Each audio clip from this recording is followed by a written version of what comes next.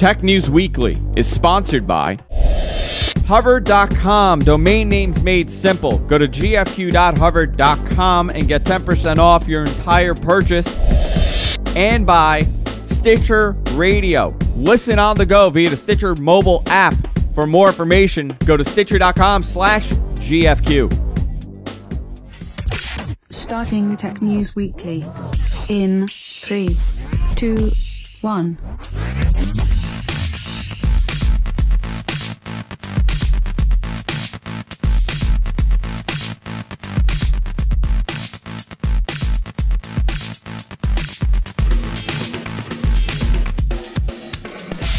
Welcome everybody to Tech News Weekly. After a week off, we had to take off last week due to internet issues here at the GFQ studios, but we're back this week, and of course I'm back with the all-star lineup, as Eric likes to call it. I'm joined by Erik Lanigan, as I am every other week. How you doing, Eric? I'm good. How are you? That is something you have said, right? Is it? I'm not sure. Yeah, I think so. You said everybody else is awful, but this is the lineup. What was the internet trouble? I didn't hear about that. Oh, I'll tell you. And of course, Sunkast is here. How you doing, Sunkast? Hey, what's up, Andrew? We had major internet issues. My internet kept going out. Yeah, they were supposed to come and they never did. Well, what happened was 5 different connections. I do. But what they did, we had an upgrade for FiOS, and they've upgraded my speed to 150 by 75. But in order to get the new FiOS speed, jealous. I know, isn't that? What's yours right now? It's 23 by 1, or like by 23 by 3 or something crazy. Oh my god! But right now I think it's like 50 by 50. Nice. One of my lines is 50 by 50. The other one is 25-25 or 35-35, and then I have a backup DSL. So I called them up because they have this new Quantum package. They told me it's available. They came by.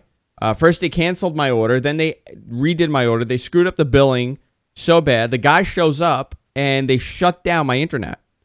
Because what they're doing is they're going to merge 2 of my ONTs, which is their like boxes outside, into one super ONT. And they're going to combine the lines into one line. And I told them, why would I want to do that? I want the line split. So it was a whole thing, but it took about a half hour for my internet to come back. And they were supposed to show up on Monday. They never showed up on Monday, and they have no idea what I'm talking about when I call them up. Oh man, it's like why do you want it split? Is that so you can make sure that like one is untouched from the other's bandwidth use? Yeah, well, and if one line goes down, right, you're totally out. So what was happening with us is that we've had issues with one of our lines, and the line has gone out, and we've had the secondary line still up and running. I don't know why, because they were both installed at the same time, running on the same main line outside. So who knows what it is? But I don't want to combine them. I want to keep them separate. And they totally screwed it up. So now I'm sitting here waiting to talk to the right guy so they could come and fix my or give me what I want. But here's the screwed up thing. They're charging me for 150 by 75. And the way they do it, they do this weird backdating thing with the billing. So because I changed my internet package, it's like prorated, and I owe them like $500 for the end of the month. Oh, man. So now I got to deal with that. But other than that, FiOS is great. Other than that, other than all the problems, it's great. Sunkast, I know you're jealous, and you want FiOS. Oh my God, do I want it? They stopped with the amount of work that I do. Yeah, they've stopped building it out though, didn't they? Yeah. Well, they've got this whole thing now with Time Warner Cable. There's some agreement where they cross-sell each other, but they won't build anything anymore. Comcast and Time Warner, what they've done is they've signed an agreement where they're giving them spectrum, and they're not developing in their area.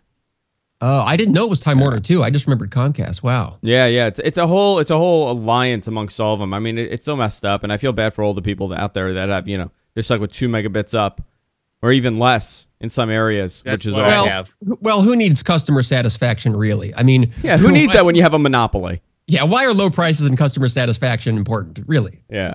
Talking about, since we're on the cable company subject, so I guess lead into this story, because this is the big story. There's a big issue with Viacom and what's happening with one of the satellite companies. You want to go into this? Yeah, there's been a whole big fight back and forth and argument between DirecTV and Viacom. What's happening is that I guess they're up for renewals, and they're trying to renegotiate the fees that Viacom is asking for from DirecTV in order to have Viacom's content and networks, which include Nickelodeon, Comedy Central. There's a whole bunch of them. VH1. I mean, you're talking about 26 channels. Yeah, 26 channels in total. And so Viacom says they want such and such for their fees for each network with DirecTV, and DirecTV is not having any of that. They're saying, well, you're asking for too much, so there's no deal yet. And because there's no deal, there's a blackout now where there's no Viacom channels whatsoever. Any sort of Viacom channel is now no longer available on DirecTV. So if you have DirecTV and you want to watch any of these networks, I think A&E is one of the big ones that has a show called Breaking Bad.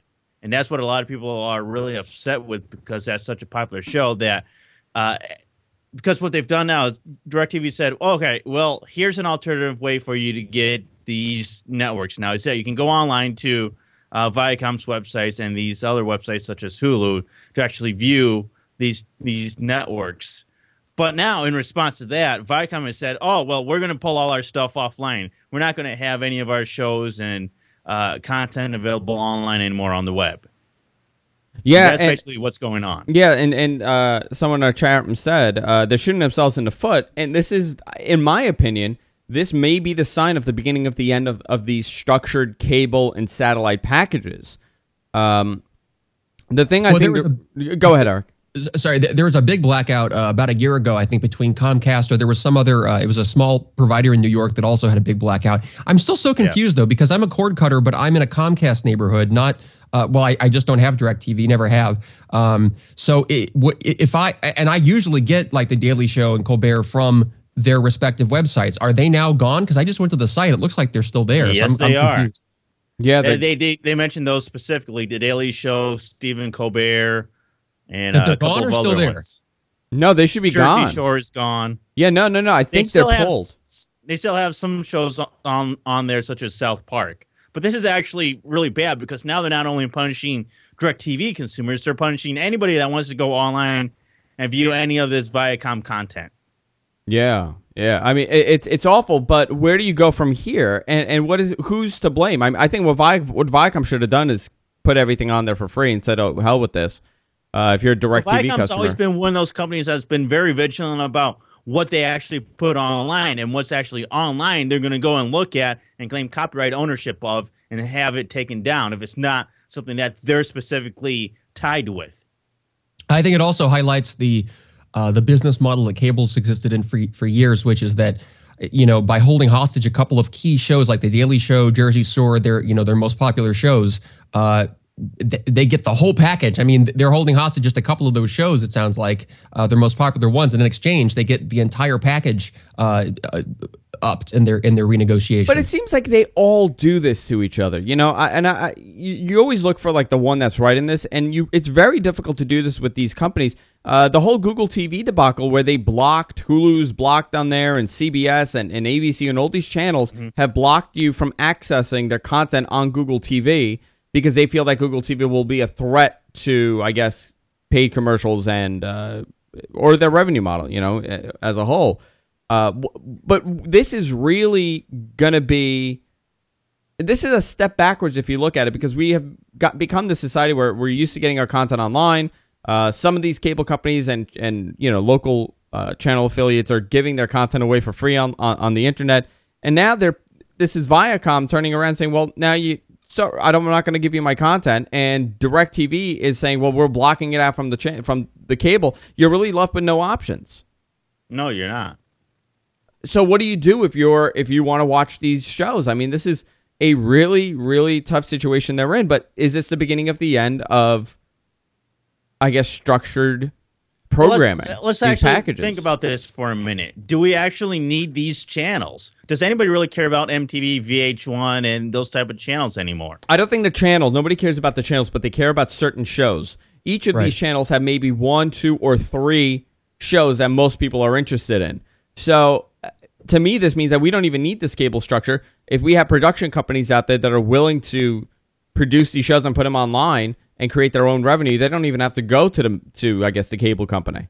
And when you've got stuff like The Daily Show and Colbert on their websites at 720p resolution, you know, why even watch the TV if you can't even get HD Comedy Central in your area? Do we know? Like, I know you watch a lot of your stuff online. Do they ever release internet numbers?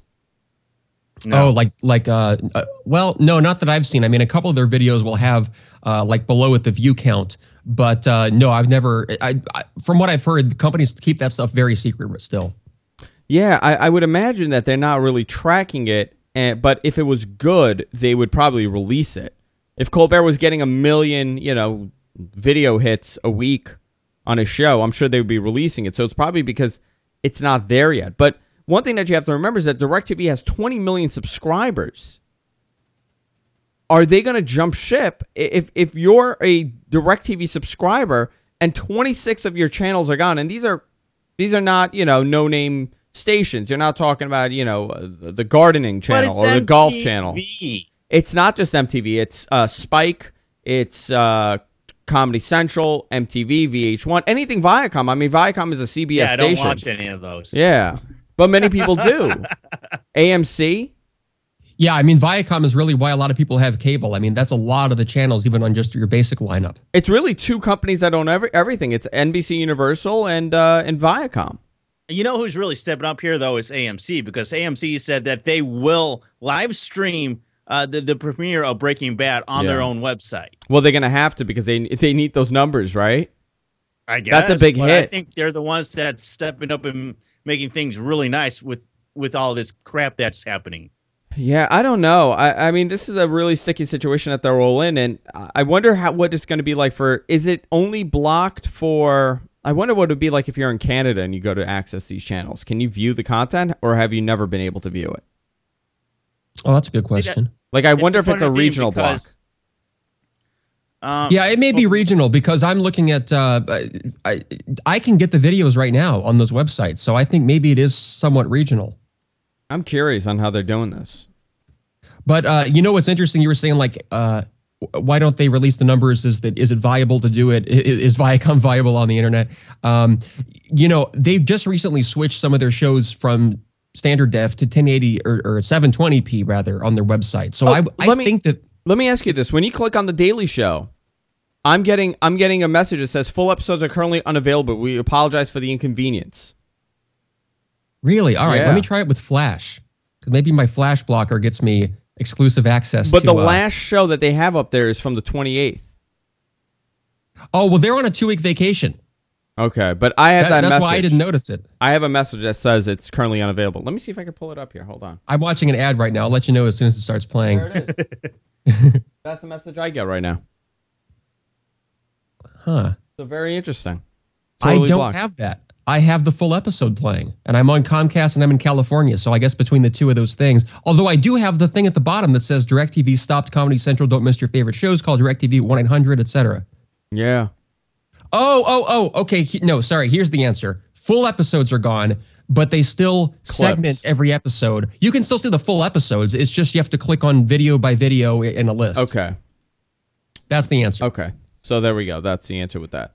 But does this mean it's the possible beginning of the end for people that use cable? I mean, what would you do if you were a DirecTV subscriber right now? And I'd love to see what the chat room is saying for this. What would you do if you had DirecTV and now 26 of your stations, and you're not just talking 26, you're also talking, let's add the high def stations for each of these. So maybe you're close to 50 channels are now blocked out.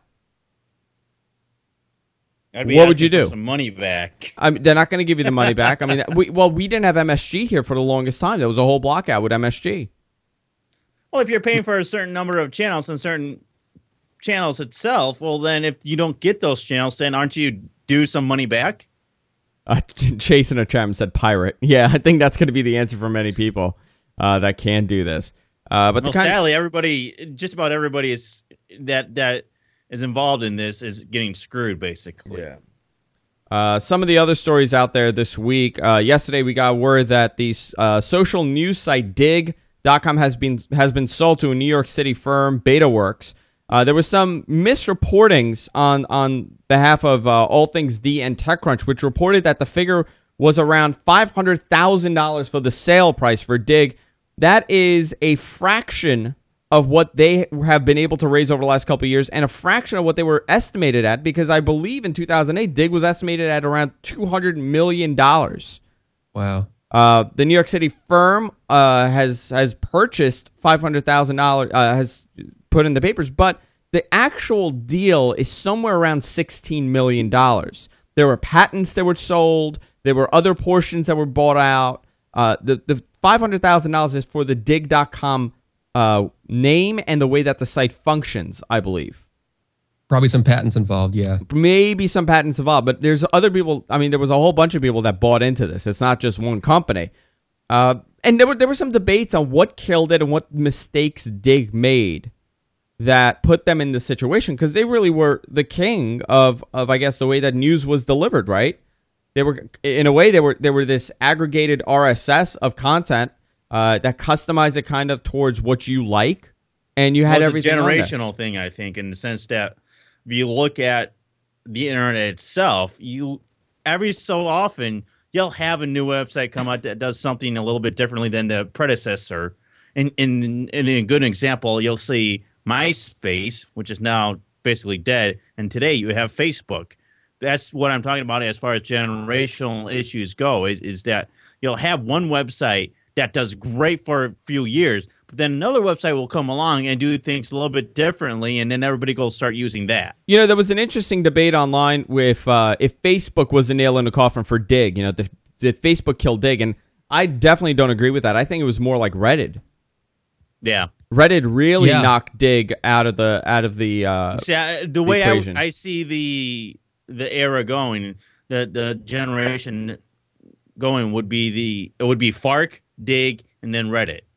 I don't remember Fark. You don't remember Fark? Holy cow! How can you not remember? Oh Fark? yeah. Now I remember. Yeah, I mean Fark. Yeah, you're absolutely right. It's the same concept. Fark was like the original of what these sites were. Yeah, Stumble Upon. I mean, a lot of these sites. But do you use any of them, Eric? Are you on Reddit or Digg? No, they're just too random, and I found the sites just too chaotic and hard to read. I mean, I have my own proprietary list of news aggregations, and I'm a big fan of Net Newswire. So between those and my favorite sources that I've pooled and aggregated myself, I'm pretty good at getting to what I find more interesting than what those sites recommend. 90% of the content on Reddit are cat pictures. So I think that's what keeps Reddit alive. I mean, and today I learned is a pretty good thing where it posts, you know, today I learned AOL 4.0 was launched in 1998. It just has like random facts.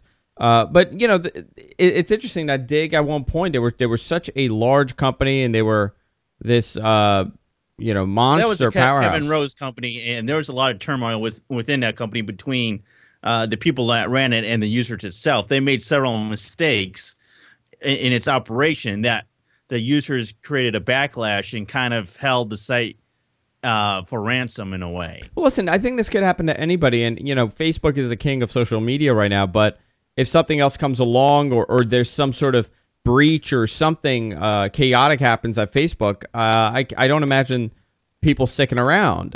People are, you know, nobody's loyal to the brand. I mean, that's what we've learned over the last couple of years, where people will float around as much as they can, and they'll try something new. So I would like to see them learn from this experience, and I'd like companies to learn from this mistake that Digg made over the last couple of years of not really keeping your user base happy. Nokia shares hit 16-year low. I'm very surprised that they've hit a 16-year low considering the Microsoft deal that they've had with Windows Phone and how it's a pretty solid phone. Nokia shares are down 70% over the last year. Over the last 5 years, Nokia stock has shaved off 94% of its value. The people are saying that people have not witnessed this since 1994. The company is really falling apart. Where does Nokia go from here? Does somebody buy them out? Like, can Microsoft buy them out? Eric, what do you think of this? Google. I think they will. I think Microsoft's going to end up buying Nokia, or at least propping them up to the point that eventually, where it becomes easiest for them just to buy them outright, even if that action takes a few years down the road. And I also see them buying BlackBerry and sort of merging the two companies and scrapping them for their patents. I do, because if you think about it, the current landscape is mostly Apple and Google, with some Amazon and with a couple of companies thrown in here and there. But really, in the business space, you've got Apple and Google coming in to where they formerly had no real brand presence. And in the space, what they're replacing is Nokia, BlackBerry, and Windows Phone. So I think it's in Microsoft's best interest and in their interest more than either Apple or Google to buy up those companies, BlackBerry and Nokia, take their business reputation, the brand value for businesses and for large scale enterprise deployment and management, that kind of stuff, big business, and just combine their resources, pool the patents, and put the resources into a Windows phone or the Windows 8 or 9 or 10 hybrids, as they continue to hybridize the phone and tablet and desktop. I don't, I've heard the rumor about BlackBerry, but who else would, you're right though, who else would buy them? Because BlackBerry has enterprise support, and that's something that Microsoft prides themselves on, obviously. So who else would end up buying BlackBerry if it's not? Here's the thing is, I don't think anybody is really going to be interested in BlackBerry other than the patents. I mean, that's really all they're going to be good for. I agree. Yeah. I mean, I'm trying to figure out what they could possibly do if they merge both of them. Would they keep the brand? No. They would kill them off. It would just be a Microsoft, derivative of whatever. Yeah, they may keep the Nokia name for hardware.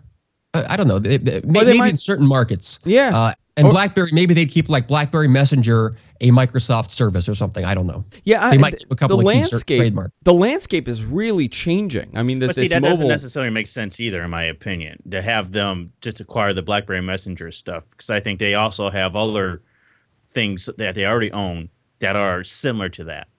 Yeah, but it's just a patent thing. It's a legal thing, and it would be a brand identification thing. They'd be buying it at bargain basement prices. So I think that they'll buy it at a point where almost any deal is a good deal. I think we spoke about this on an earlier show. When do you predict the fall of BlackBerry? I said they would still survive through 2013.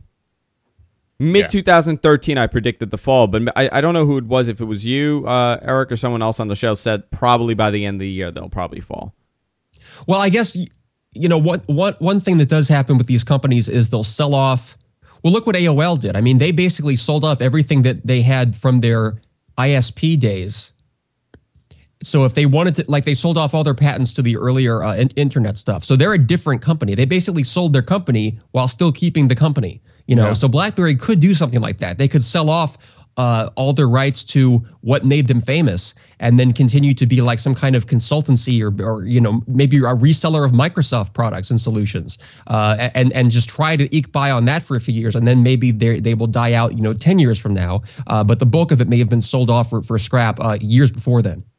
Yeah, since we're on the Microsoft subject, since we did not do a show last week, I want to touch on this. Microsoft has announced that they're going to be selling Windows 8 Pro upgrades to almost every single current Windows user for $39.99. This is a direct response of what Apple's been doing over the last couple of years with their very low priced upgrades to the latest version of OS X.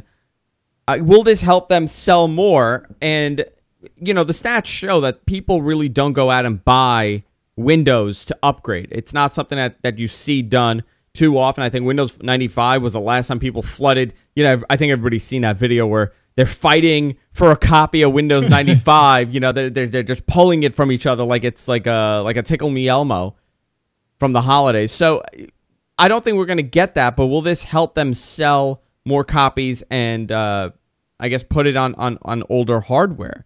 $39.99, $40 for a copy of Windows, when last year they were Windows 7 was $129, $130. The same. I actually think it's a tough sell even at that price, because if you think about what's going to compel people to upgrade an existing computer that is running Windows 7, I think people would see that even for $40, it's still a looming catastrophe and a looming disaster and many lost workdays waiting to happen. You got to download different drivers, you got to update your software, reinstall things in many cases, change all your settings, learn a whole new interface. You got to learn the whole Metro style thing. Mm-hmm. And what do you gain really if you're not excited about Metro and your PC that you're upgrading almost certainly doesn't have a touch interface that can use Metro the way it was designed to be used, and you're just using it with a keyboard and mouse? What do you really gain on the traditional keyboard and mouse side, the side that looks like Windows 7? If anything, it's a regression.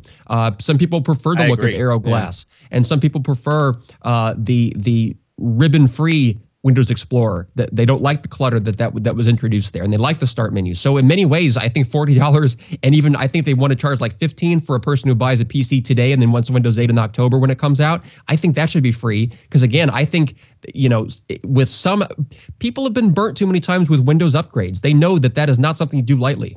It's not. It's really not a seamless thing. I have. Well, they also. Go ahead. They also know now that Windows is one of those things where it's almost like every other release is going to be good or bad. So like Windows 7 was a great release. So the next release after Windows 7 isn't always going to be great because you had Windows Vista, which was not very good, but Windows XP before that was great. So it's almost this cycle where people are like, well, it's an off cycle, so they're just not going to be wanting to do anything to begin with because of that connotation. On What the Tech this week, Paul and I had a very interesting discussion about this and on how they potentially will do their upgrade path in the future beyond what they do with Windows 8. And Paul came to the conclusion that he feels that what they're probably going to do are these, quarterly major upgrades and bug fixes and interface changes like they used to do with the SP updates. The Service Pack updates were major changes to the way that the operating system worked. They were a bunch of updates, throughout the year, but they also did tweaks to the operating system. He feels that we're going to start seeing this happening more and more with the desktop, and it's going to take a similar model to what they do with the mobile front, where, you'll get major updates every now and then with major features being implemented. Because this is a mobile operating system. People need to understand that it's not a desktop, it's a mobile operating system that also works on your desktop. The other issue that I think a lot of people are going to face is if you look at the way that Windows 8 functions, it's a touch interface.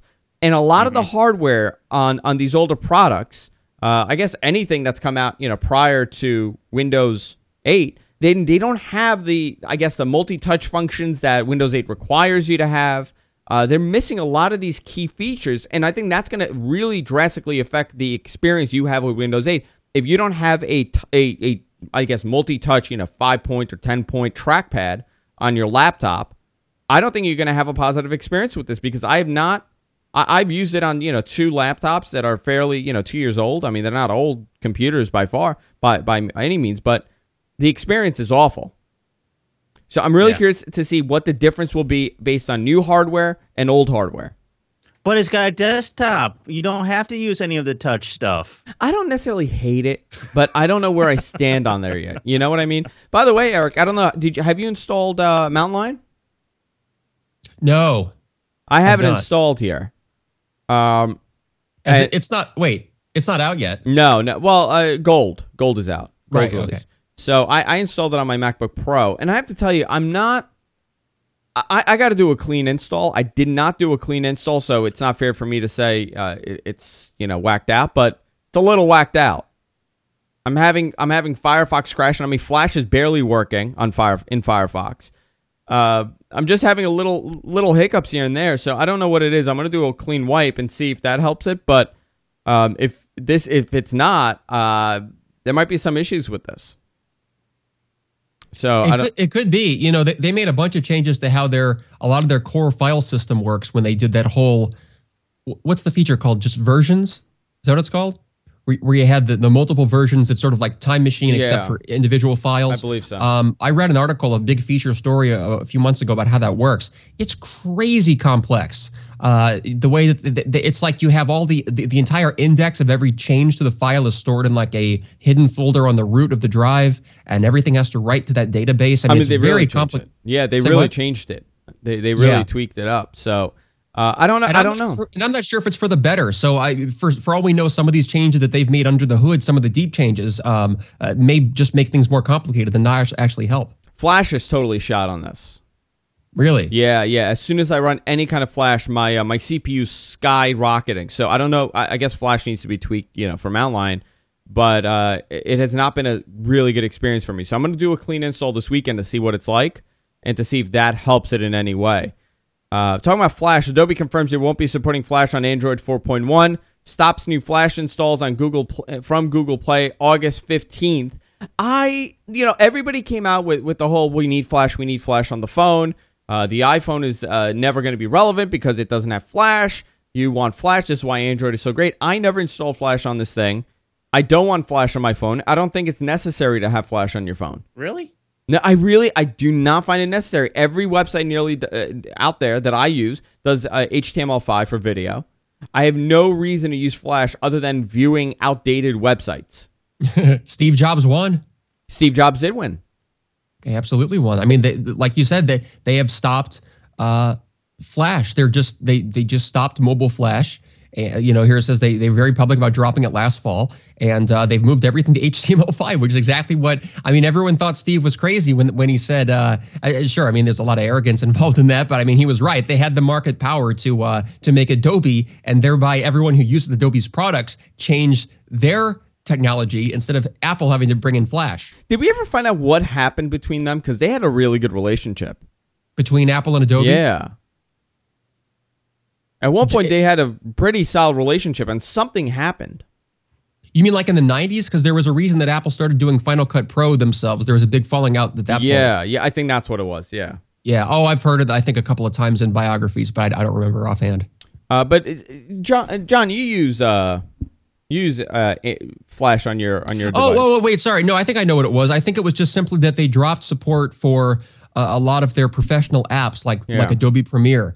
And that was right when Apple really needed them to be the champion for desktop publishing and creative pros in the darkest days of Apple. And they left at that point. That's probably what it was. So I guess you're using Flash on your Kindle, right? Yeah. And do you use it a lot? I mean, how often are you viewing stuff that uses Flash compared to HTML5? You know, there are some times where I do need that, where HTML5 just doesn't work right on the Kindle Fire or whatever device it may be. I do think that HTML5 is the way going forward. However, I don't think HTML5 is quite there yet. So I'm a little concerned that by them dropping Flash now, that it's going to actually hurt people that are trying to view content, because HTML5 support just isn't necessarily there on every website, and it just doesn't work necessarily as well as Flash does currently. I guess, but you know, I'll give you an example. I put Flash on my Galaxy Nexus, and I was trying to view something with Flash, and it just didn't work. I couldn't view it with Flash. It was locking up. It was freezing. I had to restart the browser a couple times. So that doesn't work either. I think on the mobile I'll give you a good example. Okay, I'll give you a good example of one of the problems that I've been having. Is our very own website. When I go and try to view videos on our website, even though Blip says that they do HTML5, I can never get their HTML5 player to freaking work. I always have to use the Flash version. Otherwise, I don't get to see any videos on my Kindle Fire from our own website.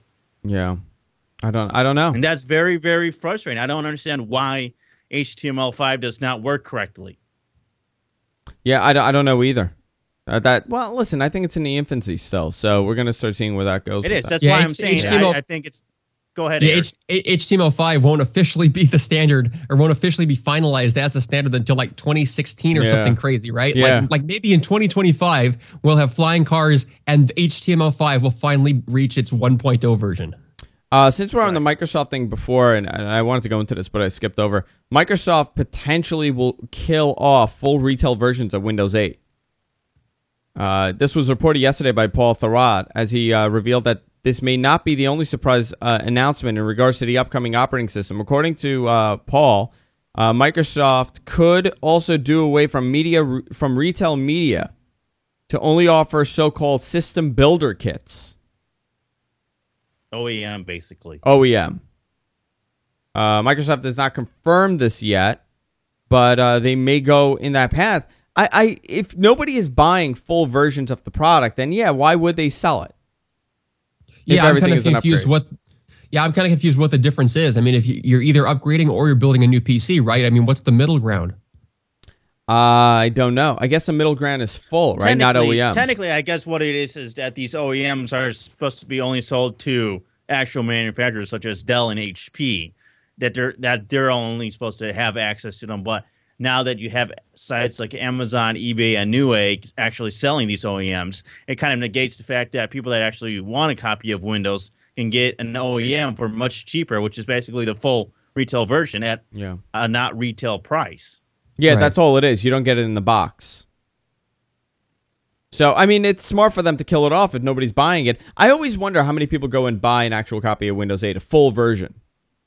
You know, I think it might almost be more of a semantic issue in order to raise the price of the OEM version. Because if you think about it, I think what they're really talking about is the people. I mean, very few people relatively are building their own PCs nowadays compared to 10, 15 years ago. And so, yeah, people who are doing that are definitely smart enough. They're already on Newegg buying their components to build their gaming PC. They know about buying the OEM version and not the full retail version. So probably what they're going to do is just sort of level off the price and make the OEM version either slightly higher or stay at the same price, knowing that that's just what people buy already.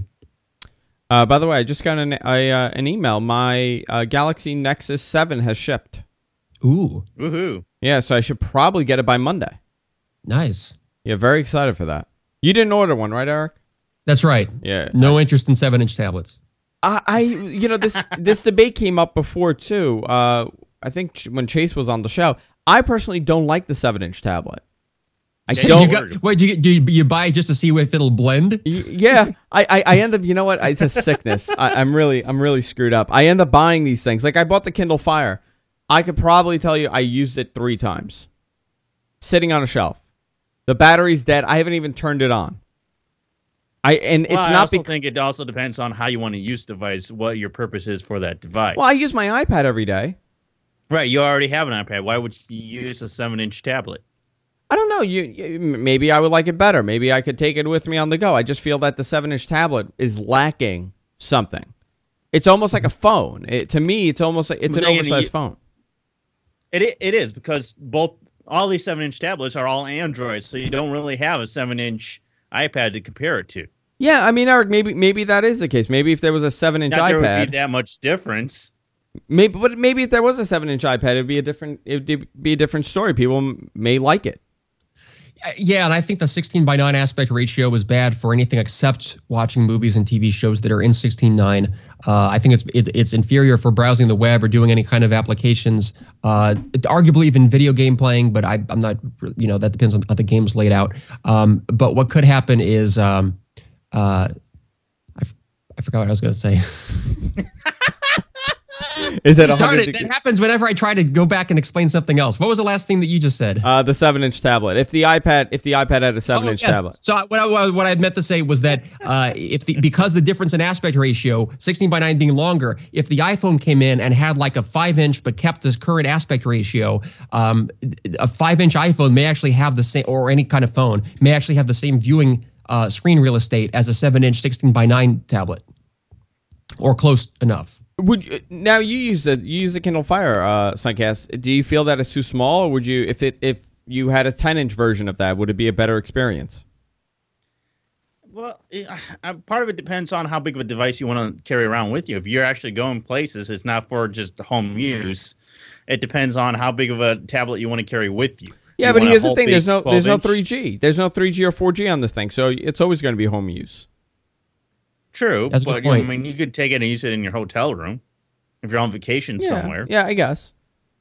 I mean, that's what I do when I go on vacation. Like when I go down to visit my sister in Nashville, I take my Kindle Fire with me, and that's kind of like my laptop that I bring with me. And for that purpose, I love it. And when I'm here at home, though, I really don't use it because I'm almost always here at my computer, so it doesn't really serve a purpose for me at home. But if I'm on vacation, I'm going to places a lot, and I'm at somebody's home where there is Wi-Fi, I think it's a great device. Yeah, and here's the thing. I think there's 2 different classes to these tablets. I said this earlier on in the week. I think there's the 10-inch iPad, the iPad and the Microsoft Surface tablet that's going to be in that market as well. And then you have these 7-inch lower-end Android tablets that really are not the same thing as the iPad. They're in their they're in their own little category. I think it's like this micro tablet category where they're media consumption devices and not replacements of any sort of a computer.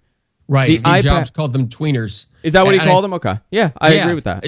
He said basically exactly what you're just saying. He said this like 2 years ago. And interestingly, I think the industry listened to him and just responded by delaying the release of 7-inch tablets, the big rollout, for about another year. But now we're seeing that again. First with Amazon, now with Google. And I think more to Andrew's point than Sunkast's, I think that it's not a smartphone replacement because if you don't have 3G and you don't have a voice connection, you still have to have that, right? You still have to pretty much have a smartphone if you're an enthusiast and needs that stuff. So then a 7-inch tablet, it's like you're buying just a second phone. You're not getting that much bigger of a screen. You're not getting that much bigger of a storage capacity. It throws the value proposition out of whack. Yeah, yeah.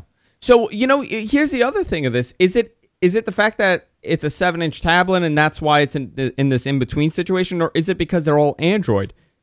And I think it's neither. I think it's both. I think it's a combination of things. I think Android is not a premium operating system in terms of, what Microsoft is going to be doing with the Surface, with Windows RT, and what Apple's doing with iOS. Android is just not there. A smaller device. But they have 10-inch devices. They have 13-inch devices, and none of them sell. Right. At the same price as the iPad. So is it the operating system? Is it the price? What'll happen if, let's say... market. It's do people actually need these things? And the answer really is not really. Well, when we're going to really find out if or when Apple releases a 7-inch tablet. If that situation happens, which I don't think they're going to do.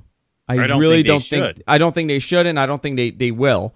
If they release a 7-inch tablet, that's kind of what Apple likes. I think Apple should stick to things that they're good with, and one of the things they're good with is having just one device. If they come out with both a 10-inch and a 7-inch iPad, well, now you have multiple devices, and that's a little weird in my opinion. Yeah, I mean, think how different it would be playing on an Xbox or a PlayStation if instead of being a single hardware design that has been unchanged since 2005 and 2006, respectively, imagine instead if that was a reference design, a reference platform, and you could buy a Samsung branded Xbox or a Google branded Xbox that then had totally different internals, ran a different version of the operating system, totally different graphics performance. I mean, you would not have the same quality of gaming experience with that kind of system. Apple has really benefited a lot by having just a single piece of hardware and told every developer, optimize your software to be the best it can be on this device, because then you get every game manufacturer tweaking for the best possible performance. You get the best app performance out of the apps. You get the ecosystem, the operating system. It becomes the best deal if you're going to develop for only one platform. If that's all the resources you have, it makes the most economic sense to go for Apple's. So even just outside people talk about ecosystem, meaning like the digital rights management and the iTunes store, but then branching out farther than that, you've got your friends, your family, the Apple Store community. You can ask for help and for tips and advice. All these things comprise the ecosystem, making the ecosystem more valuable than the operating system. No, you're absolutely right. You're absolutely right. I don't think they should go with it, but I do feel that it's Android that's holding back that market and not the actual size. I mean, possibly the size, but I think it's more Android than anything else. Yeah. Maybe that's just me. Who knows? I'm going to get those emails. How you're an idiot because you have Android. If you hate Android so much, then why do you have an Android phone? Because I want to have it so I could hate it. Yeah, there you go. I guess we'll do our picks of the week, guys. I have a pick that Eric might find very interesting. But I have to get the overlay. There we go. Look, everything is 720p. You know what? Maybe I should go first. What do you guys think? Go for it. I'm going to go first this week. I have a MacBook Pro, and many of our viewers do web broadcasts using programs like Wirecast and, all these other different softwares out there. But one of the big problems that Mac users have is the lack of driver support for Logitech HD webcams or even the Microsoft webcams. You could plug them in, they'll work, but you really don't have any control over the settings of the camera. I know, Eric, have you ever tried this, plugging in a Logitech webcam, and you really can't do anything with adjusting the colors? That's why I've stayed away from them, for exactly that reason. You can't adjust it. So about a couple months ago, I found the free app out there, and it really didn't work too well for me to control it. And I looked in the marketplace, and courtesy goes to one of my viewers for finding this. In the Mac App Store, there's an application called Webcam Settings. I'm going to pull it up here. It's called Webcam Settings. It's a couple bucks. That's the only downfall of this, that it's not really cheap, but it allows you to control all your camera settings. You're talking about exposure time, gain, even aperture. I mean, it's crazy how much control you could have with this camera. The brightness, contrast, hue, saturation, sharpness, the gamma settings, the white balance. You could also go into advanced mode and you could change it manually. It really, really helps when you have a camera that you really can't control. Even with the FaceTime camera that's built in, you really can't control much of the white balance and everything. So this does it all for you.